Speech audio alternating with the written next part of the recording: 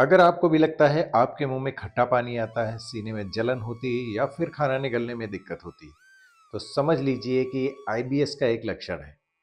अक्सर लोग एसिडिटी से परेशान रहते हैं, हर तरह की दवा लेते हैं, फिर भी राहत नहीं मिलती। आज हम जानेंगे कि ये समस्या होती क्यों है और इसे हमेशा के लिए कैसे ठीक किया जा सकता है, वो भी बिना आवश्यक दवाओं के।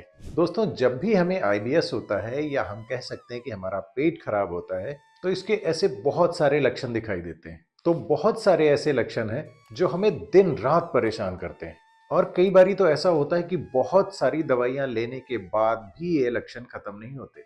और उन्हीं में से एक लक्षण है एसिड रिफ्लक्स, या इसे एसिड या एसिडिटी भी कहते हैं। कई बार ऐसा महसूस होता है कि मुंह पे ना एक खट्टा खट्टा सा डकार, खट्टा सा पानी आने लगता है गले से, जैसे गले में भयंकर सी जलन होने लगती है। कई बार महसूस करते हैं कि सीने में पूरा जलन हो रही है, पेट से आग सी निकल रही है, हार्ट बर्न जैसा एकदम होने लगता है, छाती में दर्द। अगर आपके साथ इनमें से कुछ भी हो रहा है तो समझ लीजिए कि आईबीएस का एक पर्टिकुलर सिम्टम हो रहा है आपके साथ, और इसको हम एसिड रिफ्लक्स कहते हैं। और ये एसिड रिफ्लक्स किसी एक की समस्या नहीं है।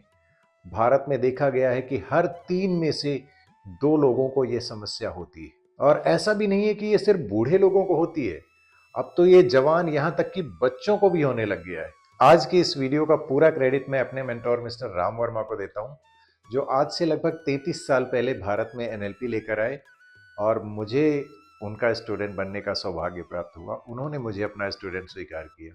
कई लोग कहते हैं कि मैं एसिडिटी में दूध पी रहा हूँ, कई लोग कहते हैं मैं छाछ पी रहा हूँ, कोई कुछ और पी रहा है, लेकिन बात किसी से नहीं बनती। और इतना ही नहीं, बहुत सारे लोग इसके लिए एंटासिड और पता नहीं क्या क्या दवाइयाँ ले रहे होते हैं, पर परमानेंट इलाज किसी का नहीं हो पाया।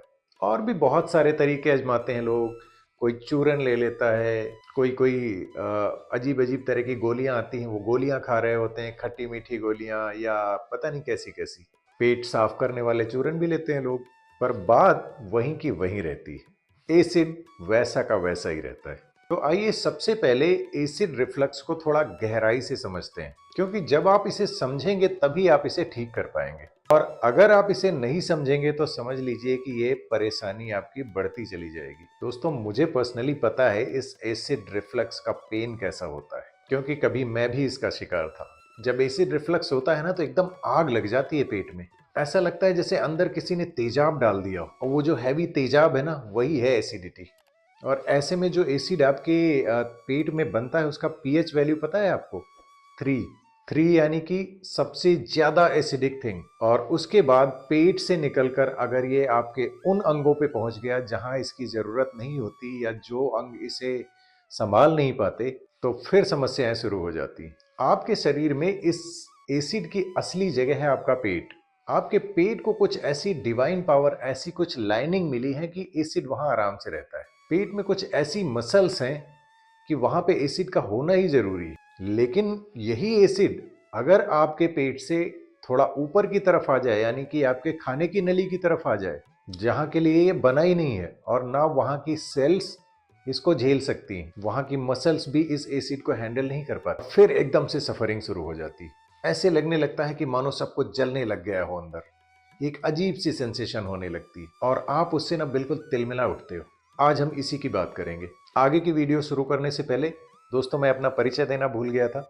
मेरा नाम है राम प्रताप, और आप देख रहे हैं आपका अपना चैनल माइंडफुल राम। और दोस्तों, आपसे एक रिक्वेस्ट है कि अगर आप किसी की मदद करना चाहते हैं तो इस वीडियो को उन सब लोगों के साथ शेयर जरूर करना, या फिर बाकी लोगों के साथ भी इस वीडियो की बात करना। और चैनल को सब्सक्राइब करके वो नोटिफिकेशन वाला बेल आइकन प्रेस कर दीजिए, ताकि मैं ऐसे और भी कंटेंट आपके पास हमेशा पहुंचाता रहूं और आप उनका फायदा उठाते रहें। चलिए आगे बढ़ते हैं वीडियो में। मान लीजिए कि आप सीढ़ियां चढ़ रहे हैं। अब सीढ़ियां चढ़ने का प्रोसेस क्या होता है? पहले स्टेप पे कदम रखते हैं, फिर उसके बाद क्या होता है, अगला स्टेप आता है। अगले स्टेप पे चढ़ने का प्रोसेस क्या होता है? सबसे पहले आपकी आंखें उस स्टेप को देखती हैं, यानी कि ऊपर वाले पायदान को देखती हैं। आपकी आंखें जो हैं वो नर्व के द्वारा ब्रेन को सिग्नल देती हैं। अब ब्रेन क्या करता है कि ब्रेन अगली नर्व के द्वारा आपके पैरों को सिग्नल देता है कि भाई इतनी डिस्टेंस है, इतना आपको ऊपर उठना है। आपके पैरों को कहता है कि इतनी ऊंचाई तक आपको उठना है, और फिर आपके पैर अगले स्टेप पे उठ के रख जाते हैं। इसी तरह ये प्रोसेस चलता रहता है और आप सीढ़ियां चढ़ जाते हैं, आप ऊपर तक पहुंच जाते हैं। पर अब मान लीजिए आपकी आंखों ने जो देखा, आगे वो नर्व के द्वारा जो आपके ब्रेन को सिग्नल दे रहे हैं, मान लीजिए उस नर्व में कोई खराबी आ जाए तो सिग्नल गड़बड़ हो जाएगा, आपके ब्रेन को सही सिग्नल नहीं मिलेगा। और जब आपके ब्रेन को सही सिग्नल नहीं मिलेगा तो वो सिग्नल आपका ब्रेन आगे पैर को भी सही से नहीं दे पाएगा। रिजल्ट क्या होगा? हो सकता है आप लड़खड़ा जाएं या हो सकता है आप गिर जाएं। इसके अलावा एक चीज और हो सकती है, मान लीजिए आपकी आंखों ने बिल्कुल सही देखा, सही सिग्नल भी ब्रेन को दिया, लेकिन ब्रेन के आगे जो नर्व है जो आपके पैरों तक जाती है, पैरों को जो सिग्नल देती है, मान लीजिए उसमें कुछ खराबी आ गई, तो ब्रेन सिग्नल कुछ और भेज रहा है लेकिन पैरों को सिग्नल कुछ और मिल रहा है। उस स्थिति में क्या होगा? वहां पर भी आपके पैर लड़खड़ा जाएंगे या फिर आप गिर जाएंगे। अब आप क्या करेंगे? अब आप डॉक्टर के पास जाएंगे, वैद्य के पास जाएंगे या किसी के पास भी जाएंगे। किस लिए? अपने पैर का इलाज कराने। यही होता है ना। पर दोस्तों एक बात बताइए, क्या असल में आपके पैरों को कोई इलाज की जरूरत है? और दूसरी बात यह कि पैरों के इलाज में आप करवाओगे क्या जब उसमें कोई समस्या ही नहीं है? हमारी असली प्रॉब्लम कहाँ है? ब्रेन में या उससे पहले वाली नर्व में या फिर ब्रेन के बाद वाली नर्व में? पर हम इलाज करवा रहे हैं पैर का। समस्या कहां और इलाज कहां? अगर आप ये बात समझ गए तो समझ लो आपकी आधी समस्या ठीक हो चुकी है। अब अगर आप ये जानना चाहते हैं कि मैं इसके लिए कौन सी दवाई खाऊं, तो दोस्तों मैं कोई दवाई बताने वाला नहीं हूं, ना मैं कोई डॉक्टर हूं। उसके लिए हमारे देश में बहुत अच्छे अच्छे डॉक्टर्स हैं जिन्हें भगवान का दर्जा दिया जाता है, आप उनकी सलाह ले सकते हैं। और अगर करंटली आपके पास एसिड रिफ्लक्स की भी समस्या चल रही है, आप कोई दवाई ले रहे हैं, तो मैं ना आपको दवाई लेने के लिए कह रहा हूं, ना मैं आपको दवाई छोड़ने के लिए कह रहा हूं। आप इसके लिए अपने डॉक्टर से सलाह ले सकते हैं, ये आपके और उनके बीच की बात है और ये डिसीजन भी आपका या आपके डॉक्टर का होगा। मेरा काम यहाँ पर ये नहीं है कि मैं किसी दवाई की बुराई करूं या किसी दवाई को रिकमेंड करूं।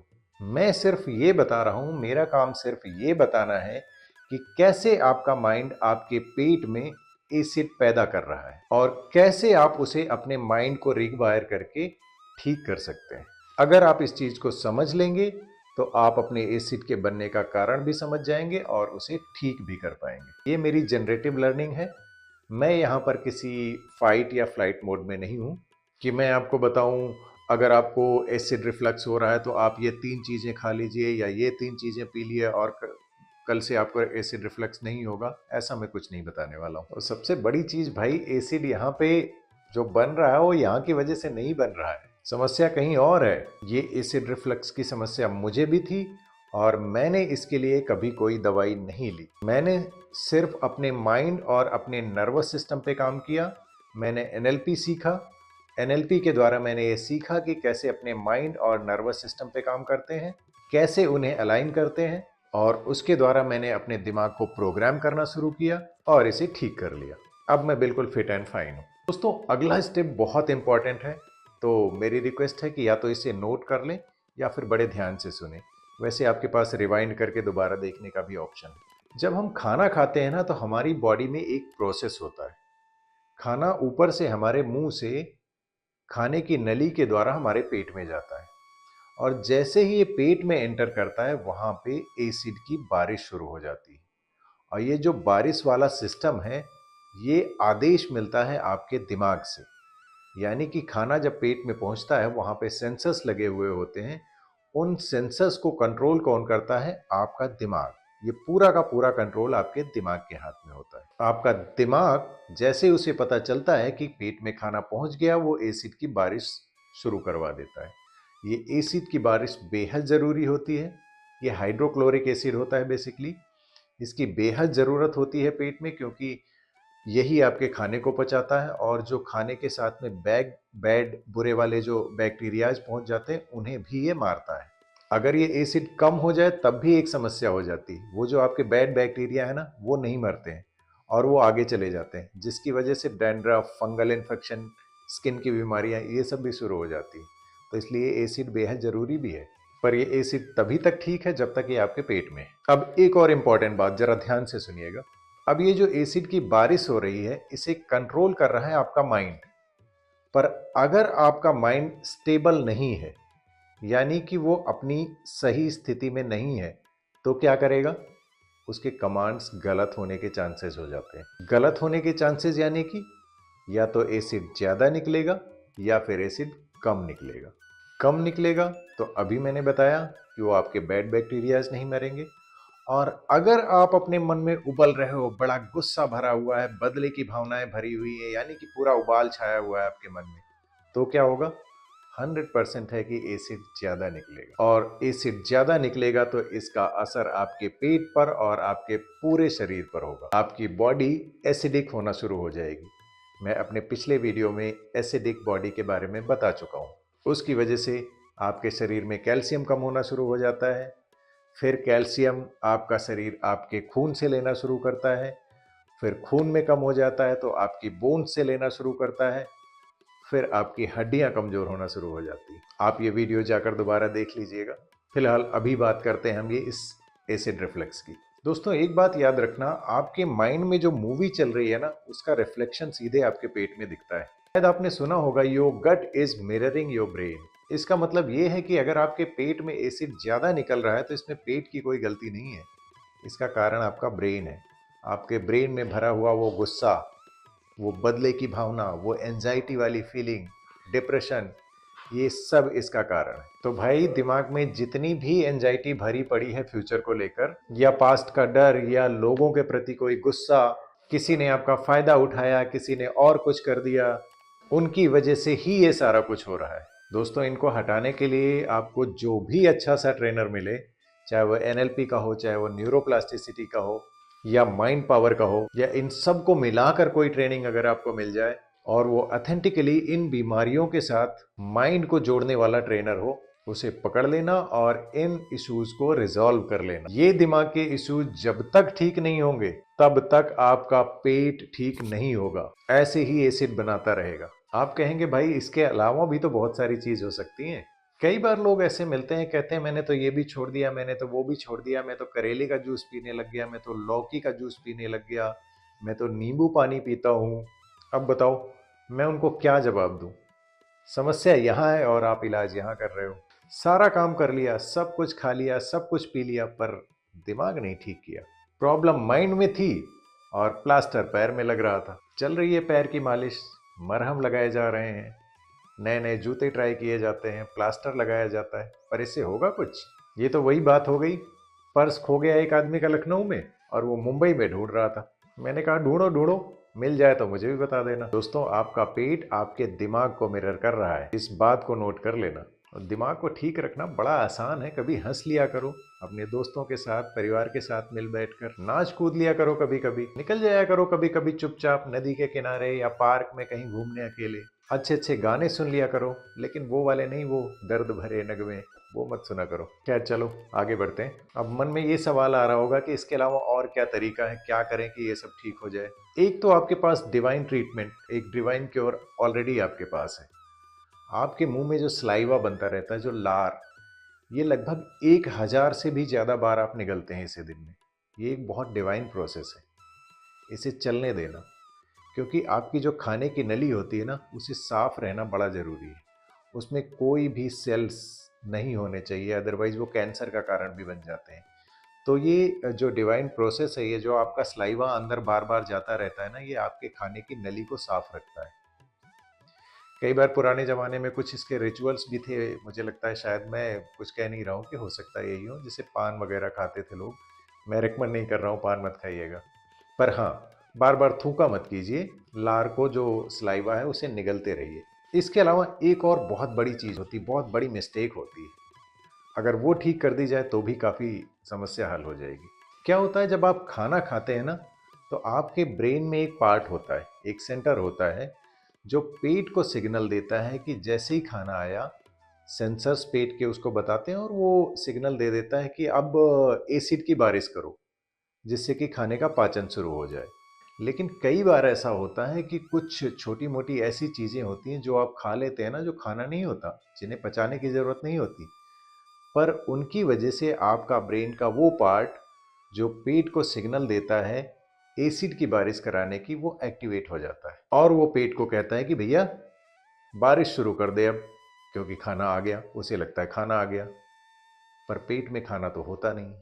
अब पेट आपके दिमाग के उस पार्ट की बात मानता है और एसिड की बारिश शुरू कर देता है। और एसिड का चूंकि उस समय पेट में कोई काम नहीं है, तो वो एसिड ऊपर की तरफ या नीचे की तरफ भागना शुरू कर देता है। अगर नीचे की तरफ निकल गया, चलो फिर भी गनीमत है, ठीक है, कोई बात नहीं। पर अगर ये ऊपर की तरफ उठने लग गया, तो वही समस्याएं जो मैंने शुरुआत में बताई थी।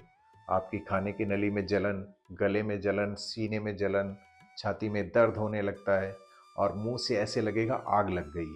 और जानते हैं ये किस वजह से होता है? इसका सबसे बड़ा कारण है स्मोकिंग। जब आप सिगरेट पीते हैं ना, तो आपका ब्रेन का वो पार्ट एक्टिवेट हो जाता है और पेट को सिग्नल देता है कि भैया खाना आ गया, एसिड की बारिश शुरू कर दे। और धीरे धीरे ना ये जब फेक इन्फॉर्मेशन बार बार जाती रहती है ना, तो आपका पेट बिल्कुल कंफ्यूज हो जाता है। वो कहता है भाई ये आदमी मुझे बार बार एसिड की बारिश करवा रहा है, पेट में है नहीं कुछ। और फिर पेट आपको ये मैसेज भी देता है, आपके अंदर अलग अलग तरह की सेंसेशंस होनी शुरू हो जाती हैं, पर आप उन्हें पकड़ नहीं पाते, आप ध्यान ही नहीं देते हैं क्यों हो रहा है। कभी पता भी लग गया तो आप एंटासिड लेना शुरू कर देते हैं। और फिर क्या करता है, जब आप इन सिग्नल्स को नहीं पकड़ते, इन्हें नहीं ठीक करने की कोशिश करते, तो फिर ये आपकी वेगस और आपकी खाने की नली में बर्बादी के लक्षण देना शुरू कर देता है। अब ये बताएं, इस एक्शन को यहाँ पेट पे काम करने से कुछ होने वाला है? आप इस लेवल पे काम कर रहे हो, वो एसिड न्यूट्रलाइजर्स ले लेके।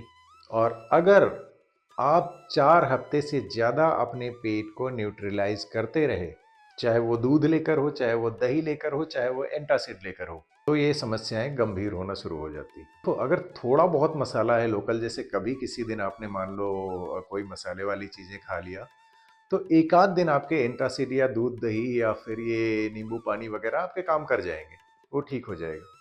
पर ये कंटिन्यूअस नहीं होना चाहिए। अगर 4 हफ्ते से ज़्यादा हो गया तो समझ लेना कि आप खतरे में हो। तो इसके लिए आपको करना क्या है कि सबसे पहले अपने माइंड के जो इश्यूज पड़े हुए हैं आपके भीतर, वो एंजाइटी, वो डिप्रेशन, वो बदले की भावना, वो गुस्सा, उन्हें आप ठीक करो। और अगला काम ये करो कि अपने खाने के लिए माइंडफुल बनो, खाने को माइंडफुल बनाओ। और इसके लिए आपको किसी डाइटिशियन की ज़रूरत नहीं है। जब भी कुछ खाते हो ना, उसके बाद तुरंत ही आपका शरीर आपको रिस्पॉन्स दे देता है।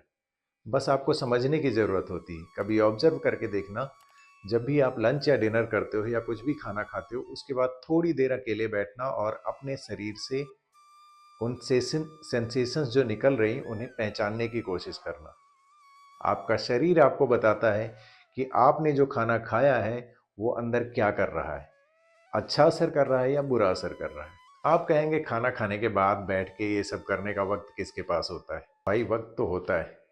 आप खाने के बाद वो सुट्टा मारने भी जाते हो और फिर उसके बाद वो इंस्टाग्राम वाली रील्स वो भी करते हो। मैं कहता हूँ अगर आप खुद को ठीक करना चाहते हो और बचना चाहते हो इस एसिड रिफ्लक्स से, तो खाने के बाद कुछ वक्त बैठो अपने साथ और महसूस करो वो जो अभी आपने खाया है वो क्या कह रहा है। आपको खुद ही पता चल जाएगा कि अभी जो खाया था वो ठीक था या नहीं ठीक था और अगली बार क्या खाना है। तो आज मैंने इस वीडियो में आपको जो भी जानकारी दी है, अगर इसमें कोई भी डाउट है तो कृपया कमेंट में लिखकर जरूर पूछें। वीडियो का कंटेंट अगर आपको सही लगा तो वीडियो को लाइक करके अपने दोस्तों के साथ अपने ग्रुप्स में शेयर करना बिल्कुल ना भूलें, इसकी ज़रूरत हर इंसान को। और चैनल तो सब्सक्राइब कर ही दिया होगा आपने। जल्दी मिलते हैं एक और अमेजिंग वीडियो के साथ। तब तक अपना ख्याल रखिए, माइंडफुल रहिए और हेल्दी बने रहिए।